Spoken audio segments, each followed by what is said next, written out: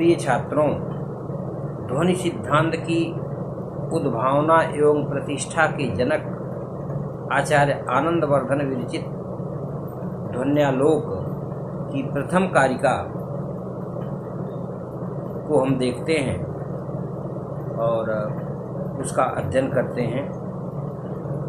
कहा कि काव्यस्यात् ध्वनिरिति बुधैर्यः समाम्नात् पूर्वः तस्याभावं जगदुरपरि भाक्तमाहुस्तमन्ये केचित् वाचां विशिति विषये तत्त्वमुचुस्त्वदीयं तेन ब्रूमः सहृदय मनः प्रीतये तत्स्वरूपम्। अभिनव गुप्त ने इस पर लोचन नामक टीका लिखी। आचार्य आनंदवर्धन के ध्वन्यालोक पर एक टीका मिलती है, अभिनव गुप्त की लोचन टीका। इस कारिका में आचार्य आनंदवर्धन ने कहा कि काव्यस्य आत्मा ध्वनि, काव्य की आत्मा ध्वनि है। इस प्रकार विद्वानों ने जिस ध्वनि का पहले कथन किया था, दूसरे विद्वान उस ध्वनि का अभाव करते हैं। अन्य विद्वान उस ध्वनि को भाक्त यानी लक्षणागम्य कहते हैं। कुछ विद्वानों का कथन है कि उस ध्वनि का तत्व वाणी का विषय नहीं है। इस कारण से सहृदयों के मन की प्रसन्नता के लिए उस ध्वनि के स्वरूप को कहते हैं। सहृदय किसे कहते हैं? येषां तु काव्यानुशीलनाभ्यास वसाद विशदी भूते मनोमुकुरे वर्णनीय तन्मयता भवन योग्यता ते सुखछंद संवाद भाजा सहृदया। काव्य के अनुशीलन के अभ्यास के कारण विशदीभूत व्यक्ति के मनोमुकुर में वर्णनीय तन्मयता और भवन योग्यता के कारण जब व्यक्ति स्वच्छंद संवाद का भाजन होता है तो उसे सहृदय कहते हैं।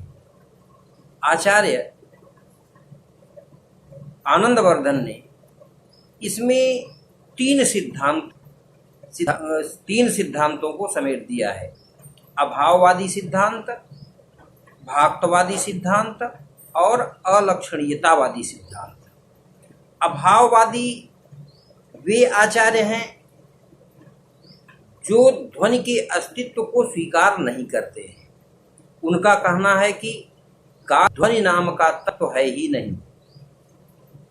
ध्वनिकार ने अभाववादियों के तीन पक्ष को प्रस्तुत किया है।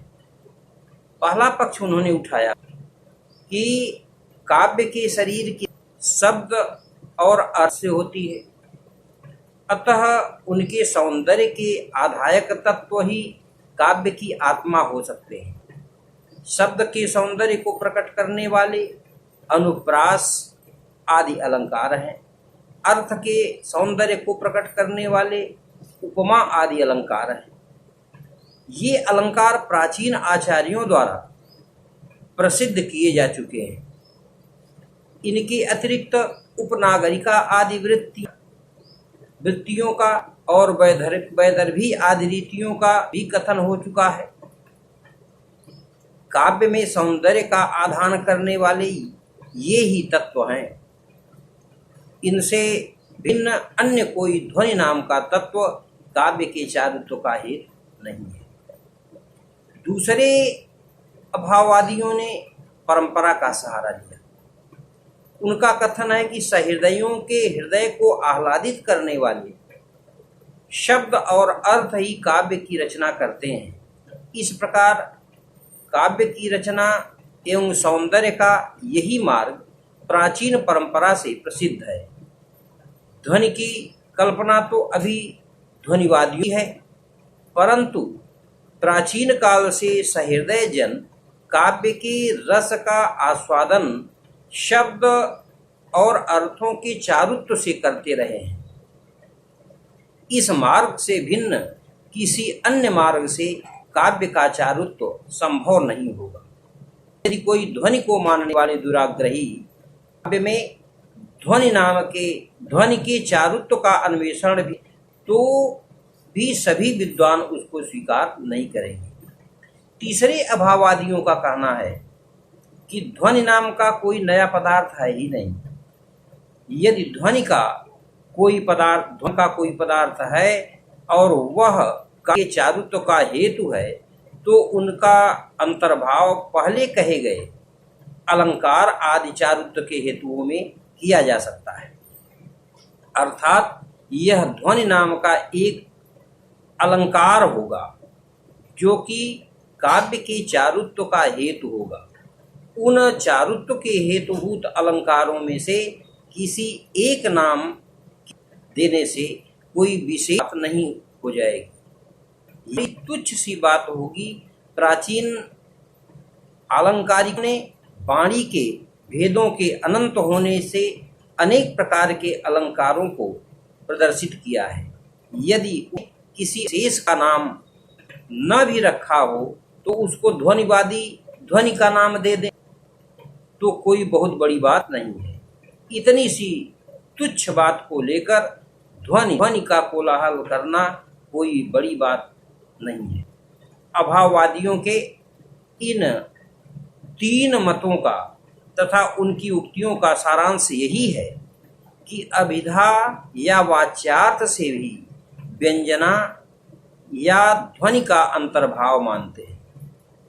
उनके मतानुसार अभिधा के द्वारा ही सब अर्थों की प्रतीति होती है, अर्थात शब्द से प्रतीत होने वाले सभी अर्थ वाच्य होते हैं।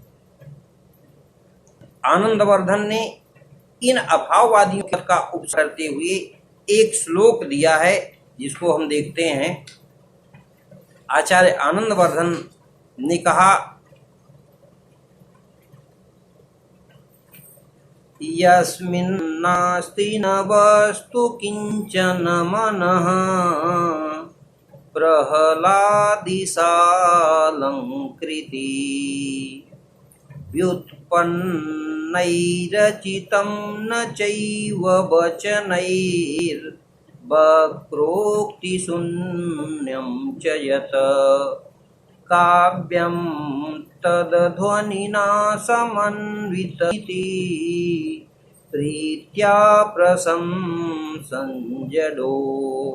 नो विद्मोऽभिदधाति किं सुमतिना पृष्ठः स्वरूपं ध्वनेः।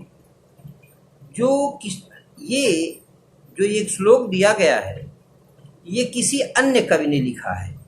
अभिनव गुप्त के अनुसार इसे रचयिता मनोरथ नाम के कवि हैं। दूसरे सिद्धांत को जो इन्होंने रखा वह सिद्धांत है भक्तिवादी। भक्ति विरोधी दूसरा मत भक्तिवादियों का है, भाक्तवादियों का। यह ध्वनि को लय के अंतर्गत स्वीकार करते हैं। इनके अनुसार व्यंजनावादियों के व्यंग्य अर्थ की प्रतीति लक्षणा द्वारा ही होती है। इनके संबंध में ध्वनिकार का कथन है कि दूसरे विद्वान उस ध्वनि काव्य को भक्ति या गुणवृत्ति कहते हैं।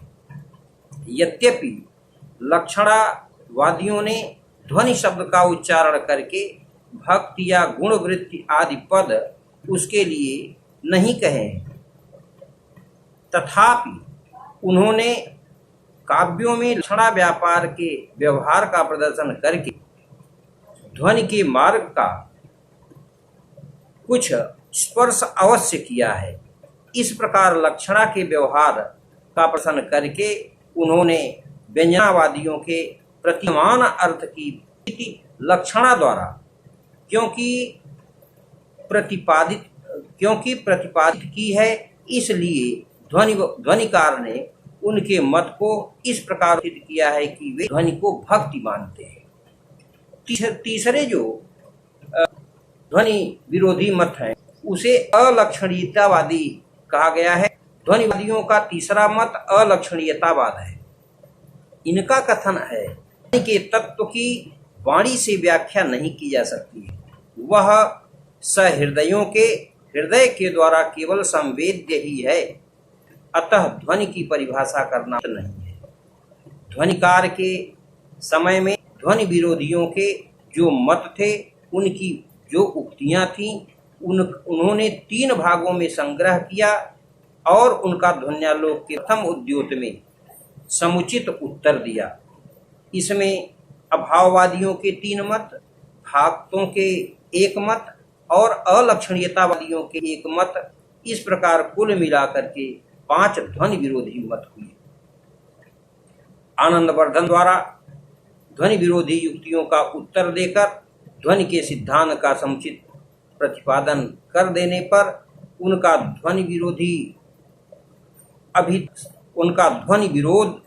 विरोध अभी तक शांत नहीं हुआ था। ध्वनि के सिद्धांत का उत्तरवर्ती अनेक आचार्यों ने विरोध किया। उनके पक्ष का यहाँ उपस्थित करना उपयोगी होगा, जो अगली कक्षा में आप लोगों को पढ़ाया जाए।